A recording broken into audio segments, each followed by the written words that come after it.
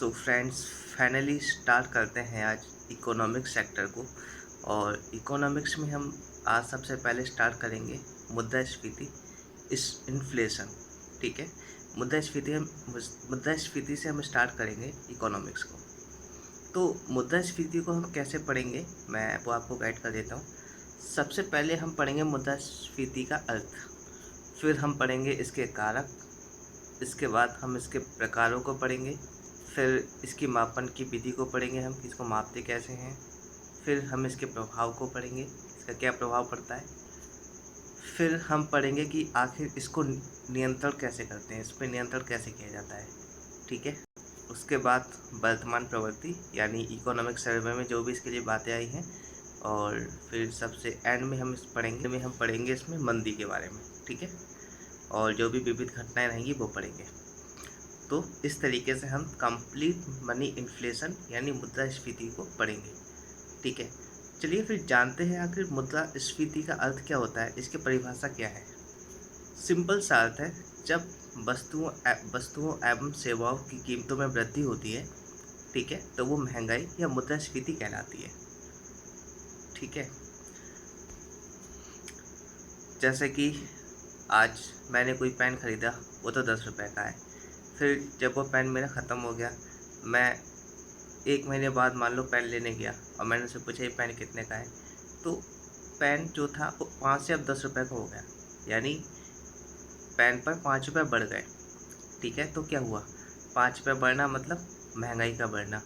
तो यही होती है मुद्रास्फीति, जब वस्तुओं की कीमतें बढ़ जाती हैं और जो आपकी मुद्रा की कीमत है वो घट जाती है आपकी नज़रों में। ठीक है, मुद्रा की क्रय क्षमता कम हो जाना, या फिर जब मुद्रा का प्रसार कर दिया जाता है, जब मुद्रा का प्रसार हो जाता है, या फिर जब मुद्रा की मात्रा बढ़ जाती है या मुद्रा का प्रसार हो जाता है, इससे भी क्या होता है, मुद्रास्फीति को बढ़ावा मिलता है। क्योंकि अगर मुद्रा का प्रसार हुआ तो लोगों के पास पैसा आएगा, और जब लोगों के पास पैसा आएगा तो आप जानते ही हैं, कोई जाकर बाहर कोई चीज़ें नहीं, कोई आइसक्रीम खाएगा बाहर जाकर, कोई चीज़ें खरीदेगा अपने लिए नई नई, इससे मुद्रास्फीति बढ़ती है, महंगाई बढ़ती है। ठीक है, अब हम जानते हैं मुद्रास्फीति को प्रभावित करने वाले कारक, मुद्रास्फीति के कारक क्या है। ठीक है, आखिर मुद्रास्फीति बढ़ती है तो उसके कारक क्या है, किन कारकों से बढ़ती है। तो 2 तरीके के कारक होते हैं यहाँ पर, एक मांग प्रेरित और एक होता है आपूर्ति प्रेरित। ठीक है, मांग प्रेरित मतलब मान लीजिए किसी वस्तु की मांग अचानक से बढ़ जाए और उत्पादन उतना ही रहे, लेकिन मांग अचानक से बढ़ जाए, तो ये क्या होगा, जब महंगाई बढ़ेगी इससे। क्योंकि मान लो अगर 100 चीज़ों का, मान लो 100 पेन का उत्पादन हो रहा था, अचानक से 150 की मांग बढ़ जाए, तो क्या होगा, जब मांग बढ़ती है तो वस्तुओं और सेवाओं की कीमतों में वृद्धि होती है, इससे मुद्रास्फीति बढ़ती है। ठीक है, और मान लो आपूर्ति प्रेरित क्या होता है, आपूर्ति प्रेरित होता है, मान लो कि 100 पेन्स की नीड थी लेकिन 50 पेन्स का उत्पादन हुआ, यानी आपूर्ति में कमी है। जब आपूर्ति में कमी होगी तो फिर जाहिर सी बात है आपका मुद्रास्फीति तो बढ़ेगा ही, महंगाई बढ़ेगी। जो आपको पहले 5 का पेन मिलता था वो 10 का मिलेगा, कि भाई इस बार उत्पादन कम हुआ है पेन का, इसलिए 5 रुपये का नहीं 10 रुपये का पेन मिलेगा आपको। ठीक है, तो इस तरीके से होता है। अब हम देखते हैं कि अगर मांग बढ़ रही है तो मांग बढ़ने के पीछे कारक क्या है, क्या कारण है मांग बढ़ने के पीछे। ठीक है, देखो मांग बढ़ने के पीछे जो एक कारक होता है वो है सस्ती मौद्रिक नीति। जी हाँ, सस्ती मौद्रिक नीति का तात्पर्य है, मान लीजिए SLR, RRR, RRR जैसी जो भी रेट्स हैं, जो जब RBI इनके दरों को कम कर देती है, जब इनकी दरों को कम करती है तो फिर रेट बांटती है RBI, रेट ज़्यादा देती है। ठीक है, जब रेट और लोन ज़्यादा देती है तो लोगों के पास पैसा आता है, और जब लोगों के पास पैसा आता है तो लोग वस्तुओं एवं सेवाओं की कीमतों में वृद्धि कर देते हैं। ठीक है, वस्तु एवं सेवाओं की कीमतों को बढ़ा देते हैं, इससे महंगाई बढ़ जाती है। ठीक है, तो सस्ती मौद्रिक नीति भी महंगाई बढ़ने का कारण है, और अगर महंगी मौद्रिक नीति होगी तब भी महंगाई बढ़ती है। अब वो कैसे, वो हम आगे जानेंगे। फ़िलहाल अभी देखते हैं। कभी कभी मांग सार्वजनिक व्यय में वृद्धि होने से भी बढ़ जाती है। मान लीजिए सरकार ने क्या किया, पुल का निर्माण करना स्टार्ट कर दिया, अपनी योजनाओं में पैसे लगाना स्टार्ट कर दिए। ठीक है, अगर सरकार कोई भी सार्वजनिक व्यय करती है, जैसे कोई पुल बनवाएगी तो उसमें मजदूरों को रखेगी, मजदूरों को इनकम मिलेगी। ठीक है, मजदूर लगेंगे, मजदूर काम करेंगे, उनको पैसा मिलेगा। जब उनके पास पैसा आएगा तो वो खर्च करेंगे, जब पैसे खर्च करेंगे वो, तो जाहिर सी बात है वस्तु एवं सेवाओं की कीमतों में वृद्धि करेंगे वो। ठीक है, मांग बढ़ाएंगे, वस्तु एवं सेवाओं की मांग बढ़ाएंगे तो जाहिर सी बात है मुद्रास्फीति बढ़ेगी ही बढ़ेगी। ठीक है, नेक्स्ट कारक है इसका काला धन। काला धन जो होता है ना, जब आपके पास काला धन होगा तो उस काले धन को आप वाइट मनी करने के लिए क्या करेंगे, उसको खर्च करेंगे, उसको वस्तुओं में कन्वर्ट करेंगे। आप कहीं सोना लिया है, चांदी लिया है, कोई कार लिया है, कोई घर खरीद लिया, तो आप इस तरीके से वस्तु एवं सेवाओं की डिमांड बढ़ा रहे हैं, मांग बढ़ा रहे हैं। ठीक है, इससे मांग बढ़ने पर भी मुद्रास्फीति होती है। निवेश में वृद्धि, जब निवेश होता है, जैसे मान लो कोई विदेशी आदमी है, विदेशी आदमी ने भारत में आके ज़मीन खरीदी, उसने अपना व्यापार डाला तो वहाँ पे मज़दूरों को लगाया। ठीक है, उनको सैलरी दी, उनके पास पैसा है, जिनके पास रोज़गार नहीं था उनको जॉब मिल गई। अब उनको जब जॉब मिल गई तो उनके पास पैसा आया तो उन्होंने वस्तुओं की मांग बढ़ा दी, और जब वस्तुओं की मांग बढ़ती है तो फिर मुद्रास्फीति होती है। इस तरीके से हम देख रहे हैं कि मुद्रास्फीति में जो महंगाई आती है मांग बढ़ने के कारण, तो आखिर मांग बढ़ क्यों रही है? मांग बढ़ क्यों रही है? बढ़ने के कारण क्या है?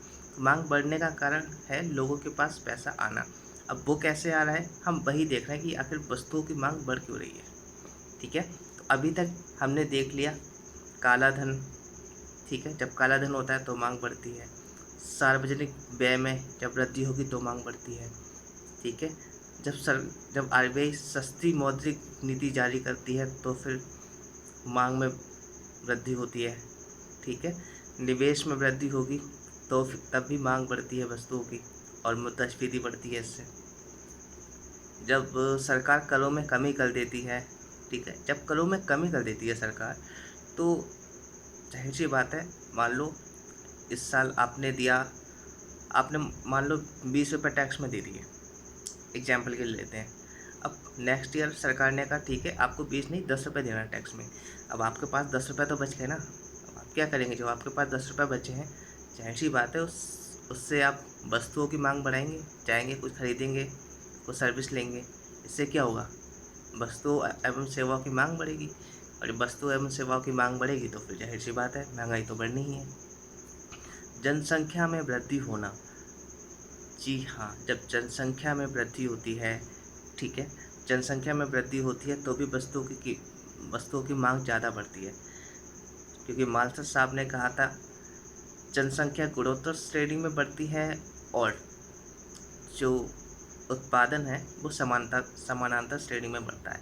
ठीक है, जैसे जनसंख्या बढ़ती है 2, 4,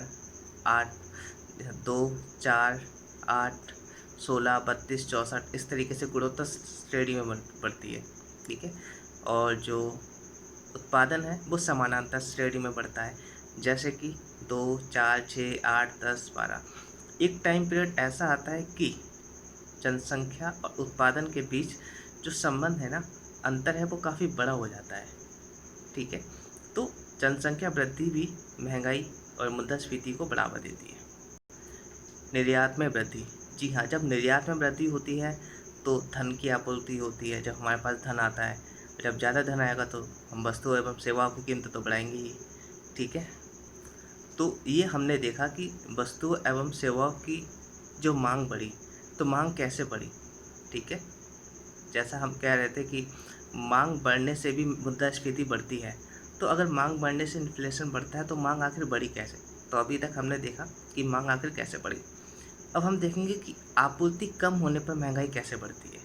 ठीक है, आपूर्ति कम होने पर महंगाई कैसे बढ़ती है अब हम ये देखेंगे। जैसे कि आपूर्ति में कमी में पहला है उत्पादन में कमी होना। जैसे कि बहुत ज़्यादा बारिश आ गई तो उत्पादन नहीं हो पाया, और जब बहुत ज़्यादा बारिश होने से उत्पादन नहीं होता है, उत्पादन कम होता है, तब भी महंगाई बढ़ जाती है। कहते हैं ना कि जब अचानक से प्याज के रेट हाई हो जाए तो लोग कहते हैं कि भाई ऐसा है, उत्पादन ही नहीं हुआ प्याज का, प्याज हमें मिल ही नहीं रही है, इसीलिए महंगी है इतनी प्याज। ठीक है, तो जब उत्पादन में कमी होगी, ठीक है, तो भी आप उत्पादन में कमी होगी तब भी इन्फ्लेशन बढ़ता है। या फिर कोई औद्योगिक विवाद हड़ताल होती है, ठीक है, तो वहाँ पे मजदूर वगैरह काम करना कम कर देते हैं, उत्पादन कम होता है फैक्ट्री में उत्पादन कम होगा तो लोगों के पास कम आएगा। ठीक है, और जब आपूर्ति कम होगी और डिमांड ज़्यादा तो महंगाई तो बढ़ेगी यहाँ पर। कभी कभी कच्चे माल की आपूर्ति ज़्यादा नहीं हो पाती है, और जब कच्चे माल की आपूर्ति ज़्यादा नहीं होती है तो उत्पादन भी कम होता है, और फिर उत्पादन कम होने से भी महंगाई बढ़ती ही है। ठीक है, जब आपदाएँ वगैरह आ जाएँ, जैसे अभी देख रहे हैं आप, मानसून का टाइम है, बहुत ज़्यादा बारिश हो रही है, हिमाचल प्रदेश में जैसे बाढ़ आ रही है, ठीक है, बादल फटने से। मुंबई महाराष्ट्र में भी काफ़ी एरिया में पानी भरा हुआ है, बिहार में बाढ़ आ चुकी है। तो मतलब आपदाएँ वगैरह जब आती हैं तो उस टाइम पर भी उत्पादन काफ़ी कम होता है, मतलब उत्पादन काफ़ी प्रभावित होता है, और इससे भी फिर महंगाई बढ़ती है, क्योंकि उत्पादन की कमी हो जाती है। जब उत्पादन की कमी होगी तो महंगाई तो बढ़ेगी ही। आपूर्ति कम होने का दूसरा कारण है आपका कृत्रिम बाजार या काला बाजारी। ठीक है, आपने देखा होगा कि म, जो माल है वो कम नहीं है, लेकिन माल की काला बाजारी कर रहे हैं लोग। काला बाजारी मतलब जैसे कि पर्याप्त मात्रा में प्याज तो है, लेकिन प्याज को निकाल नहीं रहे हैं, उसको गोदाम में पैक करके रख दिया है कि जब वस्तुओं की कीमत बढ़ेगी, प्याज की कीमत बढ़ेगी, तब उसको बाहर निकाल के बेचा जाए। अब अगर ऐसे टाइम पे सरकार ऐलान कर दे कि अब हम बाहर से प्याज आयात करने वाले हैं, बाहर से प्याज मंगाने वाले हैं, ठीक है, तब कीमतें सामान्य रह सकती हैं। लेकिन कुछ लोग क्या करते हैं, यही करते हैं, गोदाम में प्याज को रख लेते हैं और वस्तुओं की कीमत बढ़ने का वेट करते हैं कि कीमतें बढ़ें तो हम प्याज निकाल के बेचें। तो इससे भी कृत्रिम आपूर्ति कम हो जाती है, मतलब एक तरीके से आपूर्ति कम है नहीं, लेकिन कर रखी है। क्यों? क्योंकि उन्होंने माल को पैक करके बंद कर दिया है। ठीक है, तो ये भी एक कारण होता है आपूर्ति कम होने का। अब यहाँ पर है सरकार की कर नीति। जी हाँ, सरकार की कर नीति से कैसे आपूर्ति कम होती है। मान लो सरकार ने कर बढ़ा दिए, निगम कर, कॉर्पोरेट कर अचानक से बढ़ा दिए। अब जब कर सरकार बढ़ा देगी तो व्यापारी को ज़्यादा कर देना पड़ेगा।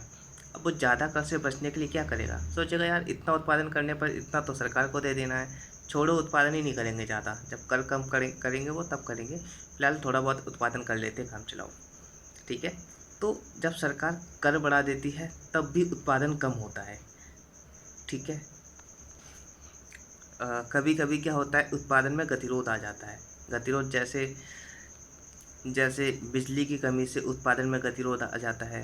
जब बिजली की कमी हो जाती है, मान लीजिए अगर बिजली ज़्यादा मिलती तो वो जितना उत्पादन करने वाले थे हो सकता है उससे ज़्यादा करते, लेकिन बिजली की कमी के कारण वो ज़्यादा उत्पादन नहीं कर पाए।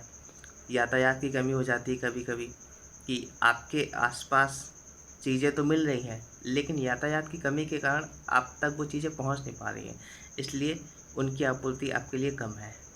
ठीक है, इसके अलावा राजनीतिक आंदोलन भी होते हैं। राजनीतिक आंदोलन जो होते हैं उनसे भी जैसे कि मान लीजिए जो आंदोलन वगैरह होते हैं, हड़ताल वगैरह होती है, किसी सड़क पर लोग बैठ जाते हैं धरने पर, या रेलवे स्टेशन पर, रेलवे लाइन पर, तो आवागमन जो होता है ना वस्तुओं का, वो प्रभावित हो जाता है।